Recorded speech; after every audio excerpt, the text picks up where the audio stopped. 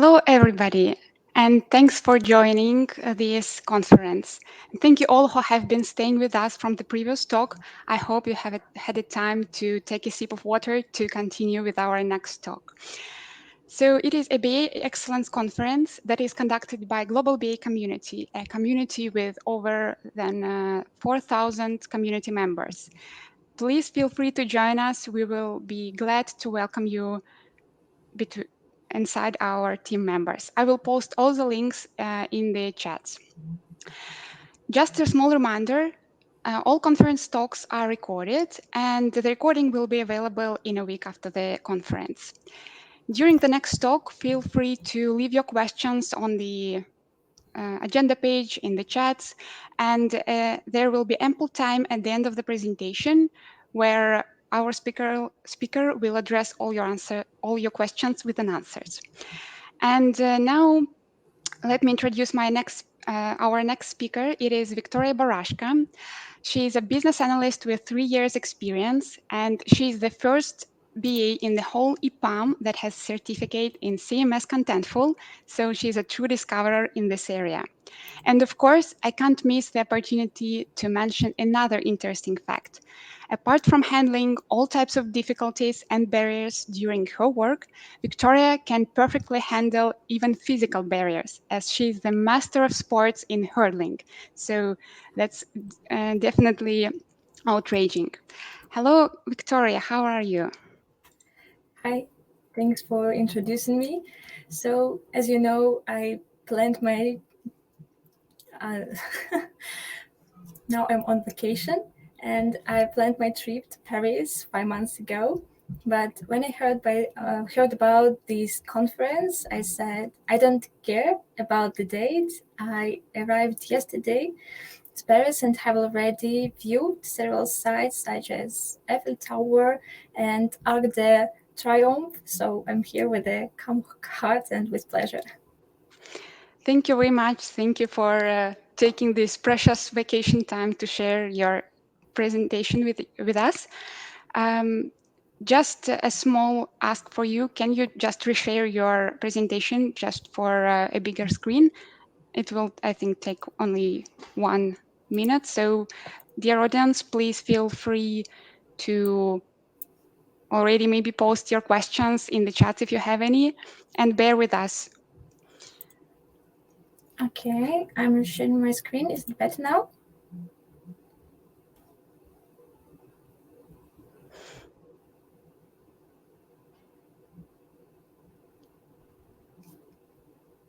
Is it Yeah, okay? yeah, I see the same picture, but I guess it is visible. So let's continue, and please feel free to start. And Okay, good luck. thanks.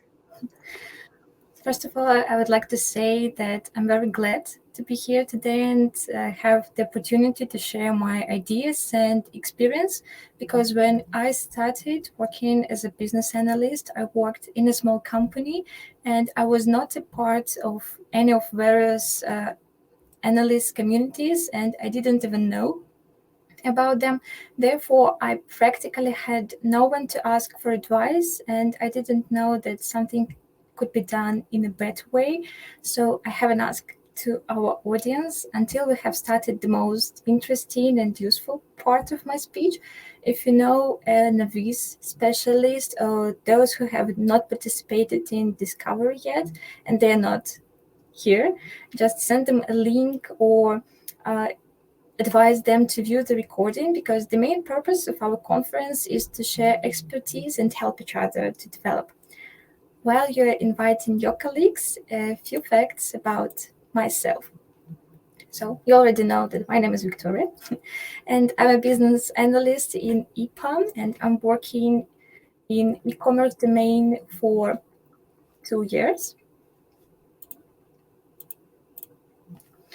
And during this time, I took part in 4 discoveries. 3 of them I've conducted as the only PA. And one more achievement, which I'm really proud of, is that I survived on a fixed price project. So today I want to share with you my understanding of how to conduct discovery to avoid scope creep. And to do that, I'm inviting you to scan the QR code first, because I would like to know a little bit more about yourself. So you can scan this QR code and go to Mentimeter and answer several quick questions. So while you're joining, I can tell you why have I chosen this topic, how to conduct discovery to avoid the scope creep. I've faced scope creep several times, and each situation killed my vibe for weeks. And one day I just decided to investigate how can I prevent it, or at least mitigate the risk of scope creep.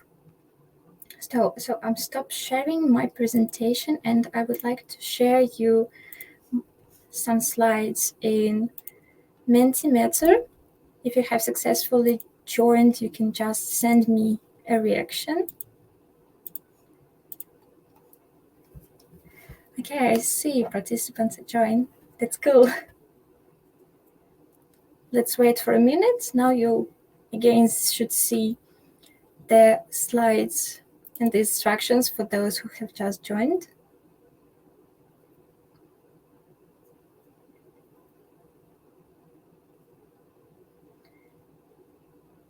I think we can proceed. You can still join.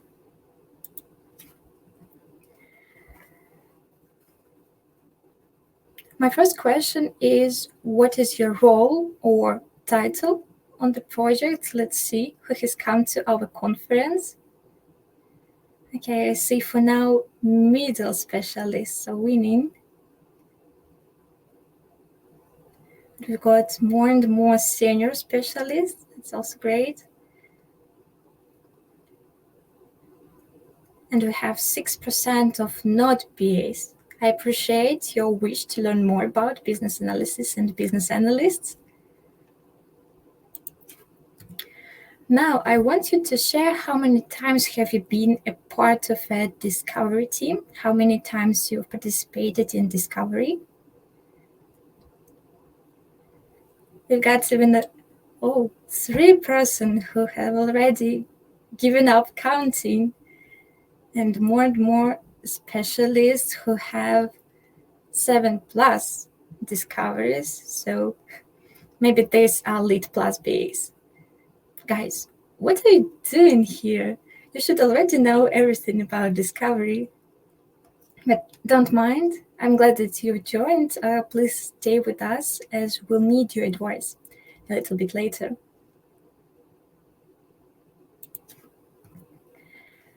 My next question also relates to our today's topic. How often do you face the scope creep?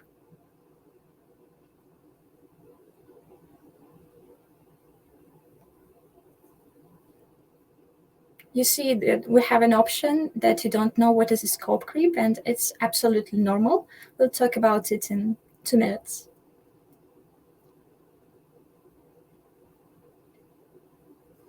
So the most common result is that you face scope creep occasionally or often. So you see scope creep is rather a common problem, and lots of specialists face it. The last one is more an ask than a question. So during my talk, I want you to share your advice how you prevent the scope creep.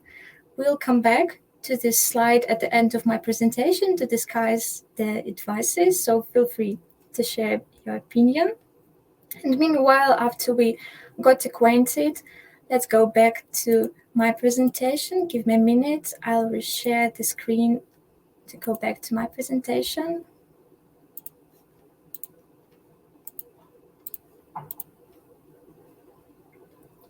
You should already see it. And I hope you haven't forgotten about our topic, how to conduct discovery to avoid the scope creep. Now, a few words about our agenda. First, we're going to discuss what is a scope creep and what consequences it can lead to. Then we'll have an overview of how business analyst work should be organized during discovery. And then during all the presentation, I will be sharing with you useful tips, the lessons I've learned, and the conclusions I've made. Also, at the end, we'll have ample time to discuss your questions and take a look at the advices you've shared. Let's start with the definition of a scope creep.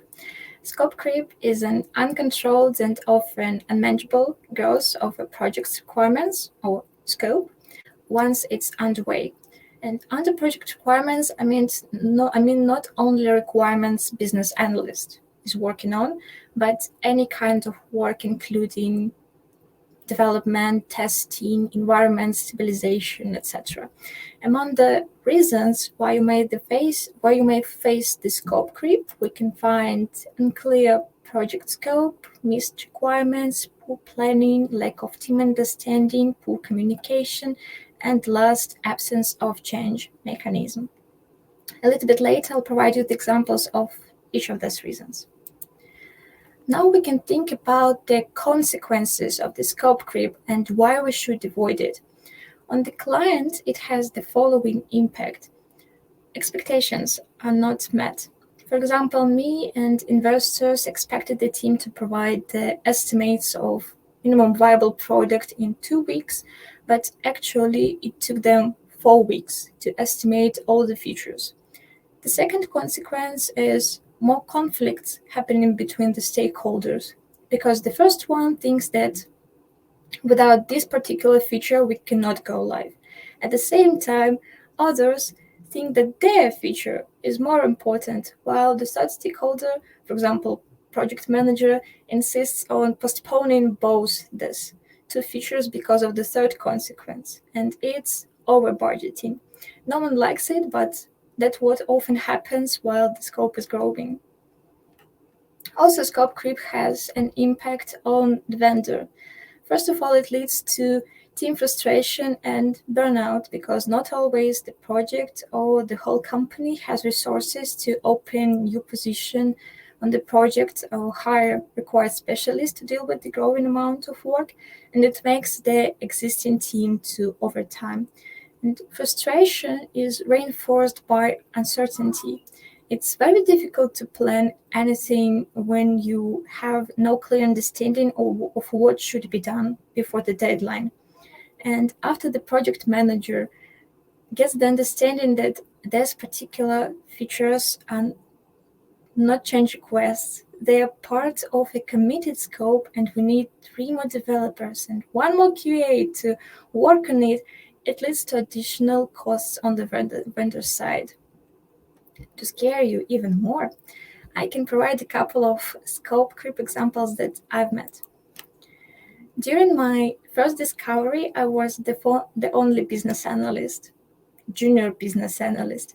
I suppose it's not a rare situation in startup companies or small or even middle-sized companies. And one day, the client asked me to think over and create mock-ups for 1 more module. In a nutshell, we were working on a scope for a rather simple online shop with such roles as seller, buyer, admin, and then client suggested adding a module to manage deliveries. I thought, why not? It's a useful set of features. My project manager, also junior, said, why not? Just don't track it as an overtime. Uh, I hope you see that we were both proactive beginners willing to show our best. And I hoped to finish everything on time, but the price was rather high. Sleepless nights, burnouts, moving of deadlines because the team needed more time to estimate new features. And the most offensive, not so many people would appreciate and recognize your achievements and efforts until you claim it. So my advice is do not take extra work until you make sure that this decision is approved by project management and you will be paid for it. The next story was larger scale and took place during implementation phase. Maybe it wouldn't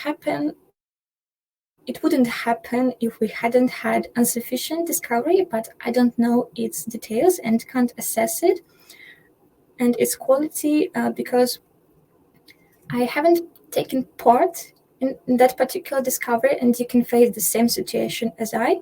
when you join the implementation phase after discovery had been conducted by another analyst. So during 9 months of working on minimum viable product, we raised more than 170 change requests, had to hire an additional Scrum team to work on this change requests, and it caused a significant expenses increase, and all the time we had a big mess and terrible headache during this project. We'll go back to this example a bit later to discuss the mistakes that were made during discovery. And now I suggest you to have some rest and take a look at two noteworthy examples of the significant scope creep happened outside the software development sphere. The first one is about Sydney Opera House. The project was supposed to take 4 years and be achievable in a budget of 7 million Australian dollars. But there was a lack of communication between architect, the construction company, and the engineers team. So poor was the relationship that the architect avoided having a telephone in his office so that they could not contact him. So just imagine the type of relationship between all of the stakeholders. And it ended up taking around 14 years to complete that outstanding building, and the budget increased almost 15 times. The second example belongs to aircraft industry. Pieces of the plane were designed all around the world, but after they were shipped to the assembly site in Germany, it quickly came out that none of the pieces actually fitted out. This was due to designers using different computer-aided design programs, which made all of the measurements different and difficult to change. That was another case that emphasizes how scope creep can easily occur if the project parameters are not clearly laid out and analyzed, and when the team are unwilling to collaborate at the level required by the project. Now we can come back to my example of the scope creep with lots of change requests. I think requirements changes are almost inevitable because it's very difficult to cover all the requirements in all details during a few weeks of discovery.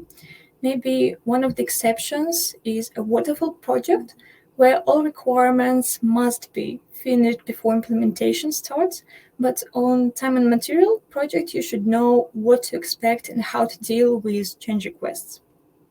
On the diagram, you can see the example of change request quantity on a well-organized time and material project. First, it's rapidly growing because business analysts are working on requirements in advance, and they can define missed or additional requirements at the early stage. Then the number of changes decreases, and before the go live, the team is working on the initial scope and minor updates.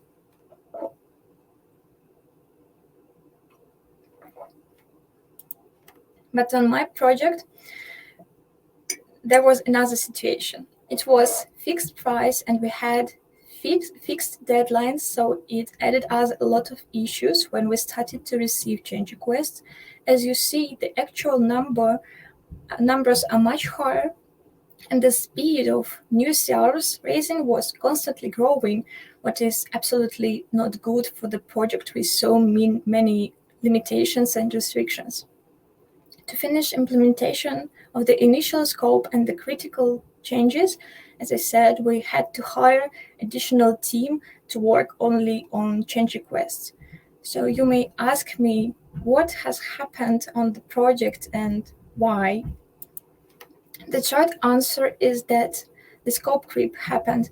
In the left column, you can see the possible reasons of the scope creep that I've already mentioned. And in the right column, I'll mark whether this mistake had been made, and if yes, I'll provide you an example. Number one is unclear project scope. And when you face it, you can hear such phrases from the stakeholder as, of course, this meant not only registration using phone number, but also registration using email and social networks. The next issue is missed requirements, and we also had it.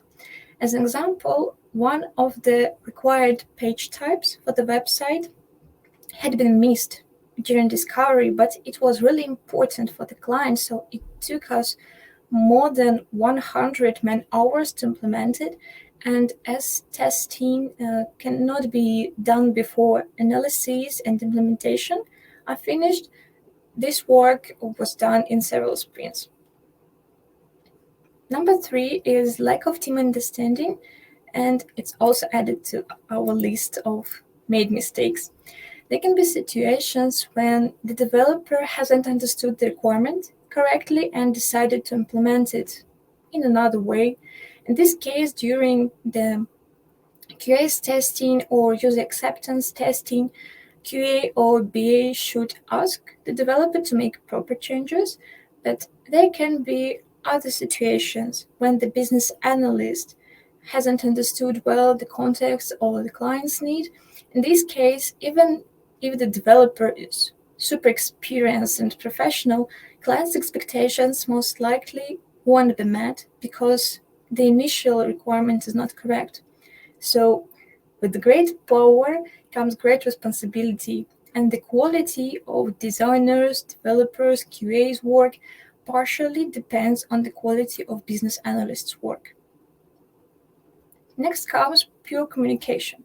This problem can be not even on the side of your team, but it's a part of business analysts' responsibilities to manage stakeholders' engagement. Further, we'll also discuss what can be done to mitigate the risk of pure communication, and I think you can guess that we had it. It's present in our list. When you have no communicated and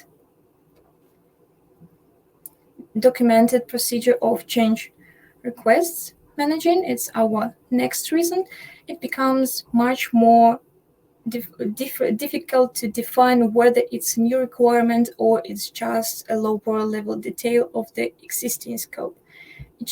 I should discuss it with who. You can face such questions, so you should discuss it with who. I have a lead business analyst, project manager, scrum master. Also, we have an account manager. You can be really frustrated because of this uncertainty. And the last one is poor planning. And finally, I can say that we haven't had it. Sounds unbelievable, isn't it? You're right, because I'm joking. Of course, we had it, because it's impossible to plan anything when the scope is constantly changing and growing.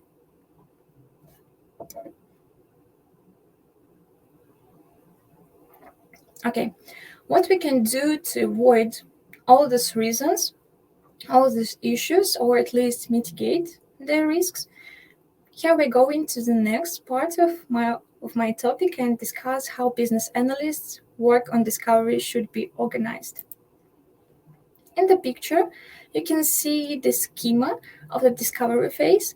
We've got inputs from pre-sales team. It's usually a proposal that they've created for the client, and in this proposal you can find some information about the client's business needs, the high-level details of the suggested solution.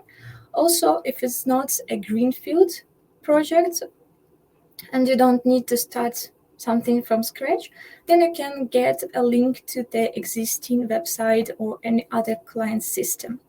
So you have viewed the inputs. Based on the proposal, you have an understanding of the expected outputs, such as mockups, vision and scope document, etc. Now you may have a question. What kind of BA magic should happen to transform inputs into outputs? Let's discuss it in 3 steps, as discovery can be divided into preparation, execution, and wrap-up stages. We can keep the same structure, inputs, outputs, and have an overview of the tasks to be done during each stage. In addition, I'll share some tips to prevent the scope creep for each stage. So let's start with discovery preparation. And usually, when you're assigned to discovery, you have 1 or 2 weeks before it starts. And after you get acquainted with the proposal and information about the client, you need to prepare a discovery plan, which also includes scheduling a set of meetings, workshops, or other elicitation activities. And you need to do it in advance, because if you'll try to do it underway, you may realize that the schedule of your stakeholders is already planned and overcrowded, and they just don't have time to talk with you today or tomorrow. Also, if you set up elicitation activities in advance and define the topics, if it can help stakeholders to prepare, start thinking and focusing on the scope, and will help you to prepare the outputs, discovery agenda, and materials for elicitation activities for at least 1 week ahead. My favorite technique is workshops, because it allows you to discuss the questions with a group of stakeholders and get the answers immediately, or leave these questions opened for the next workshop. Now, let's discuss several tips how to prevent scope creep while you're preparing for the discovery. To avoid a situation when you have unclear project scope, I suggest you getting as much possible documents from the pre-sales team, discovery delivery manager, or project manager, or client's points of contact. Then, to cope with missed requirements, I suggest you to create a list of the most common domain features and extend it from project to project.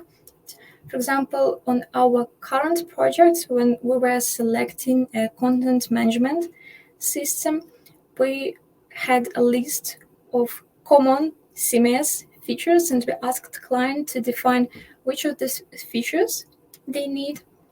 They have selected several and added several more um, metrics, and it helped us to select the best solution for our project.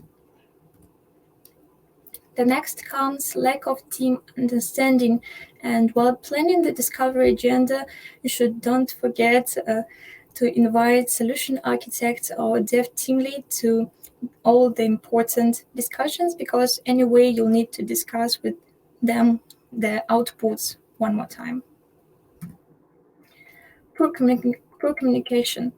To prevent it, you should start working on stakeholders management approach in advance, and you should think over different cases. What will you do if, and then you have a list of such cases. It will help you to prevent unexpected situations. Then, absence of change mechanism.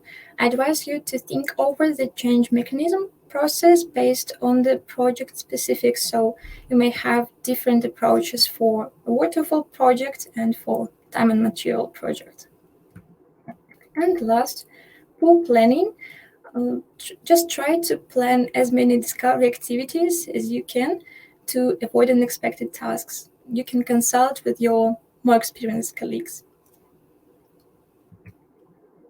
Let's go next to the second stage of discovery execution.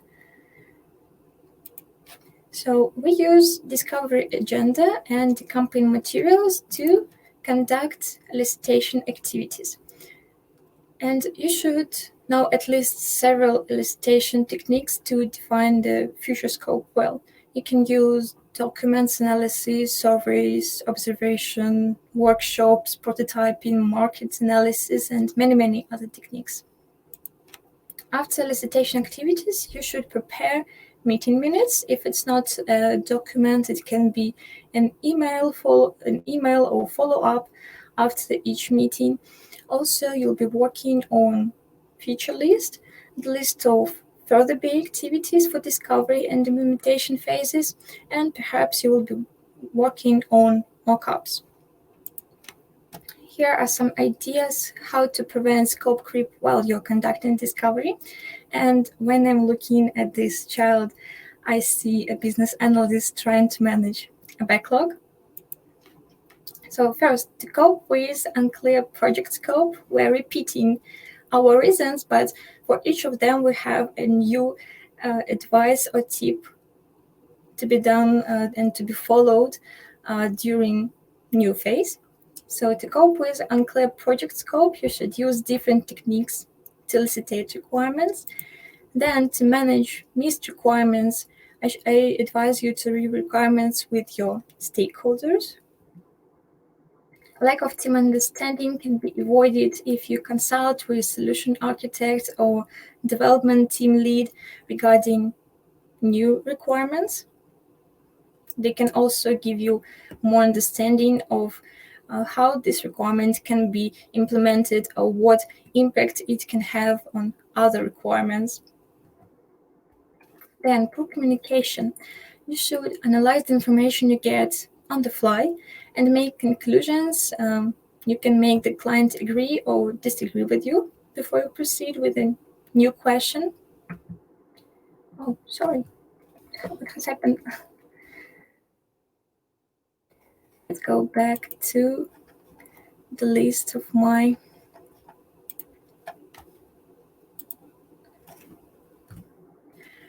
I hope we have finished with poor communication. Yeah. Next comes absence of change mechanism. So you should document the change mechanism process and confirm it with the stakeholders. And the last reason is poor planning, and to prevent it, you can add action items to follow-ups, and it will help your stakeholders to be prepared for the next elicitation activity or your next meeting. Finally, during discovery wrap-up, the final phase, based on collected requirements and created mockups, you can prepare BA's artifacts, and it's very important to prepare materials for the knowledge transfer. It will be really helpful for the whole team who work on the implementation phase to get the context and the scope faster and start working on the requirements, details, and specifications. At the main output of the discovery, you should prepare the scope of work document and get it approved by the client side. A mandatory part of the project scope will be prioritized feature list. Also, you'll take part in the creation of the project roadmap together with product owners, solution architects, the development team, and project managers, and you'll provide your estimates of the expected BA efforts required during the next project phase.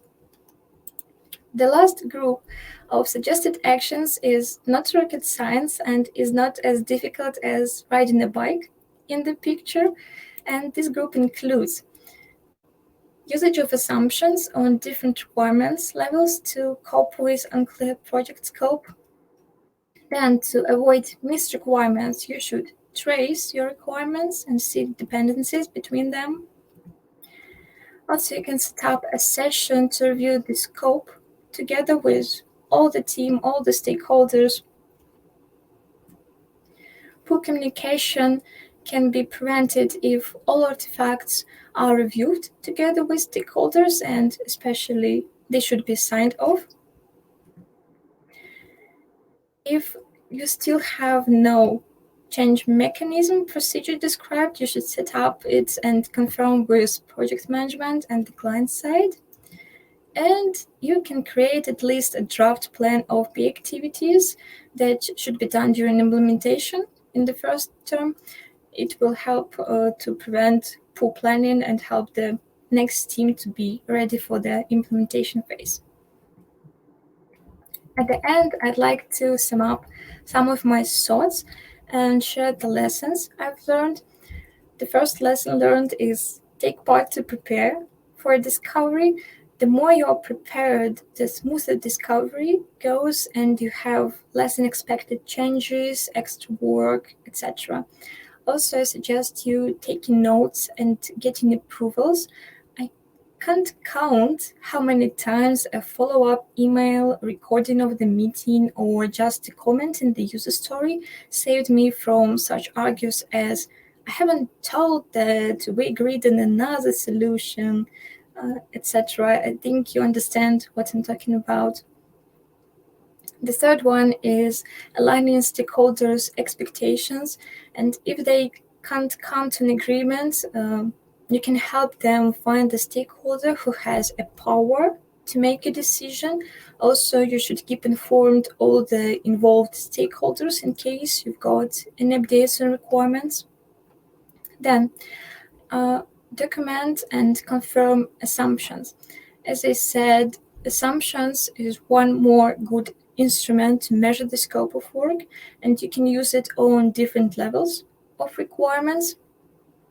Next, you can set up change management process at the earliest stages, and after all my examples of the scope creep caused by unmanaged requirements changes, you should understand how important it is. You should remember about your area of responsibility and be very careful with your promises and don't commit to something you may not be able to do. If you're asked to add a new feature to the scope, you should not immediately say yes. And the last, conduct knowledge transfer. At the end of discovery, it will help the next team to get into the scope faster and use the best practices.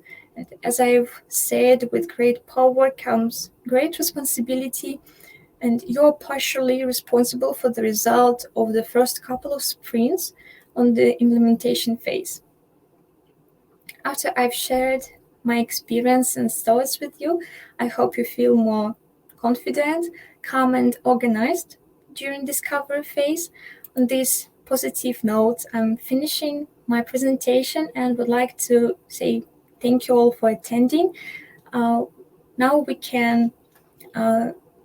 I can stop sharing the screen and go back to the advices you've shared. Let me see if we have any advices.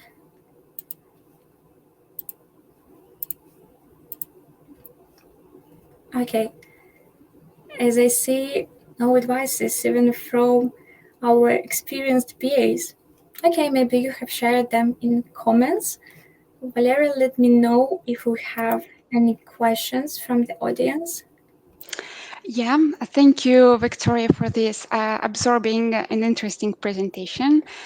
And we have actually several questions.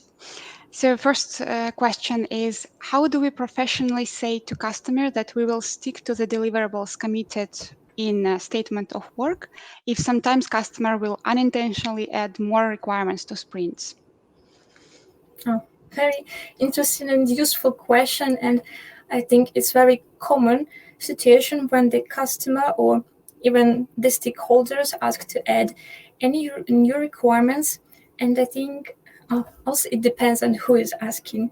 If business analyst is asking, I would say that you should not immediately say yes, we'll do it, but you also should not immediately say no, we will not do it, because a new requirement means additional efforts, additional time and resources, and I think it should be delivered to a project manager or delivery manager because they're responsible for managing the resources, and it will be their decision whether we can add it to the scope or not. So you should, first of all, you should highlight to the client that it's a new requirement and it should be discussed with the delivery manager. But if you're a delivery manager and you're asking this question, or you're a project owner, a project manager, my advice would be, first of all, to estimate these new requirements with the development team, even in too short size, just to understand approximately the time and efforts required for implementation of this new feature. Then you can prioritize it with the product owner, and if you see that it's really critical and it's a must go live of any phase, you can review the roadmap, you can review the scope with the product owner and discuss whether you can remove something from the existing scope and take this new feature instead of this one. that would be my recommendation. But I'm not a project manager. Maybe they have any other life hacks. Okay, thank you for sharing your thoughts. Another question. Many times discovery period is seen as not needed by the customer as he has given you the requirements in an Excel sheet, so beforehand. How do you motivate the customer to go ahead with discovery anyway? Mm-hmm. So after you review these requirements in a spreadsheet, you can discuss with the client that this list may be insufficient. There can be a lot of gaps in the processes, or um, your team has any other solution how this, for example, particular need can be covered, because client can have their own solution, but it can be not the best, and you have another suggestion. So you should promote the discovery phase, because it will help you to find the best solution, cover all the needs, or even develop your products in a much better way.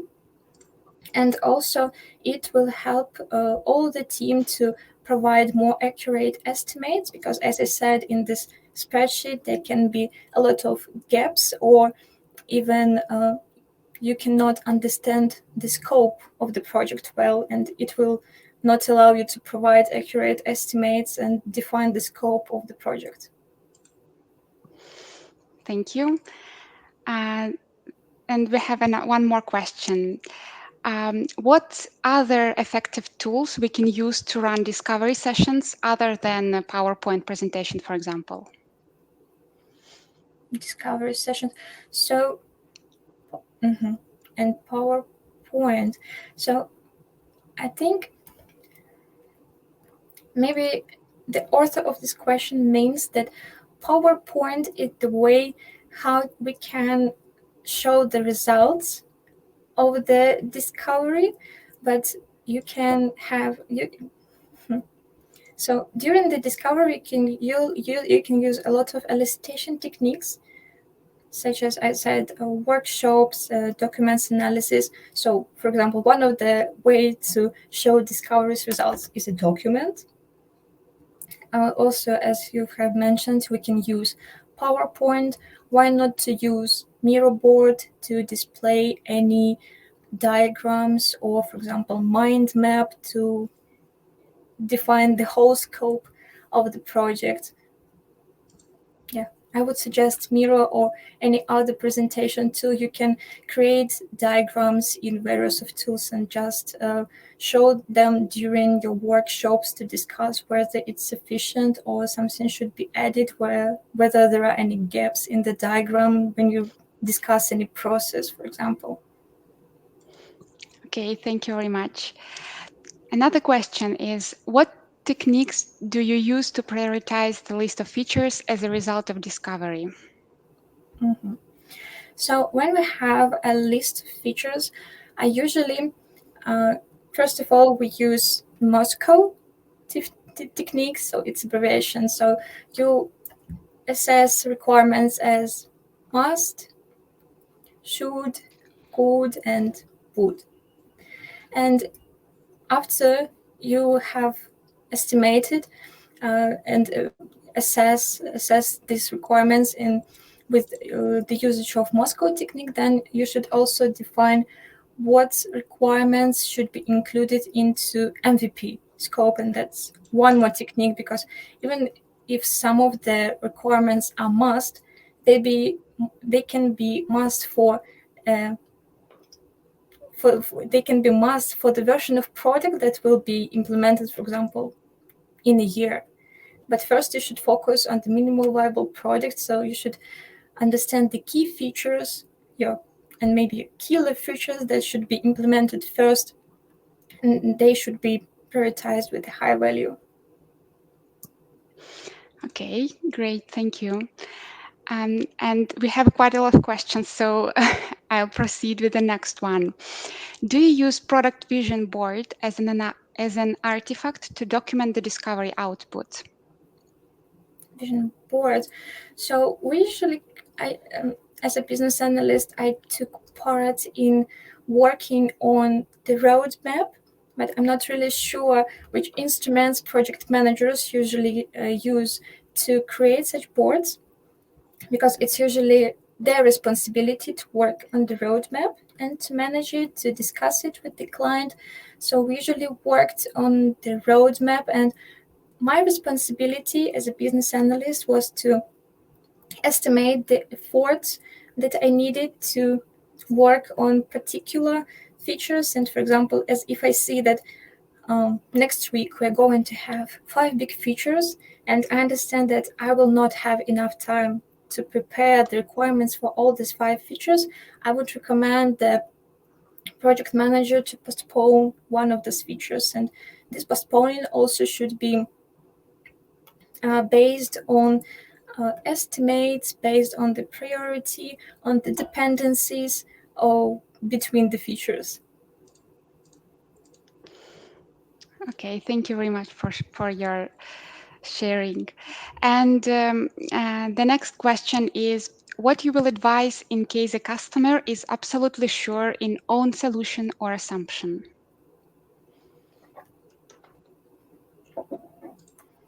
Mm-hmm.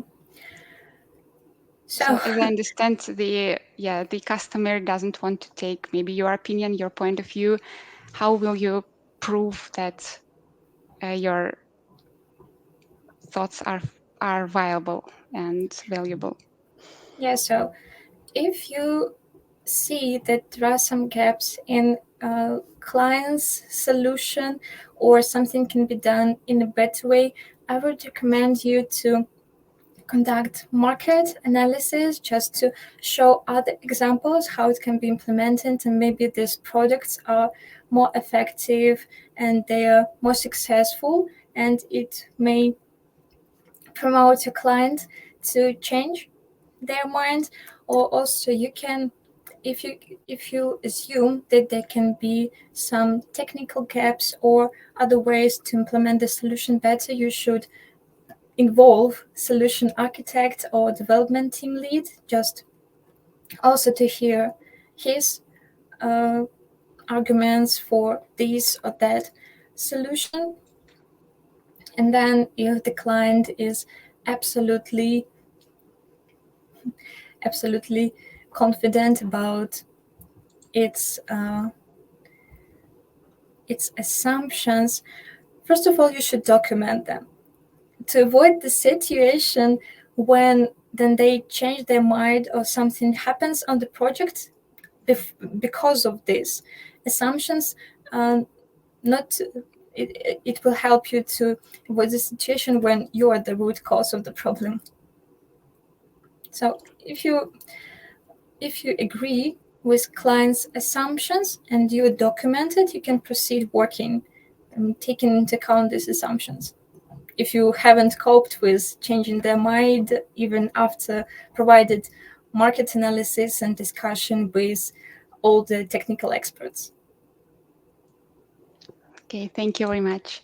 And I think the last question but for now is, how would you handle the case when the timelines of delivery that were agreed upon with product managers are not the ones that they communicate to senior management? The difference is significant and not feasible, the author says.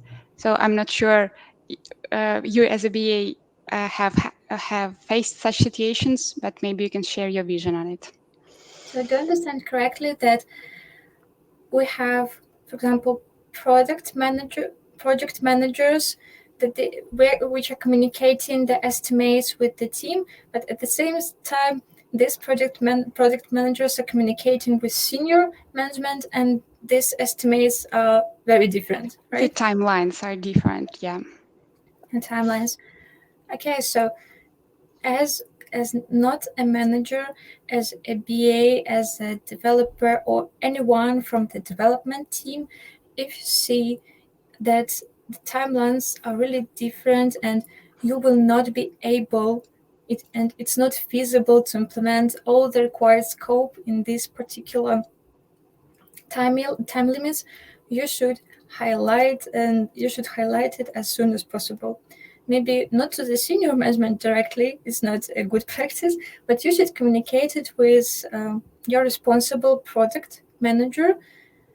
And after you communicated it, maybe it will be not your fault if you haven't coped to implement all these features in time, because you have communicated it, you have highlighted this risk, maybe you have even suggested any strategy to reduce this risk, to mitigate it.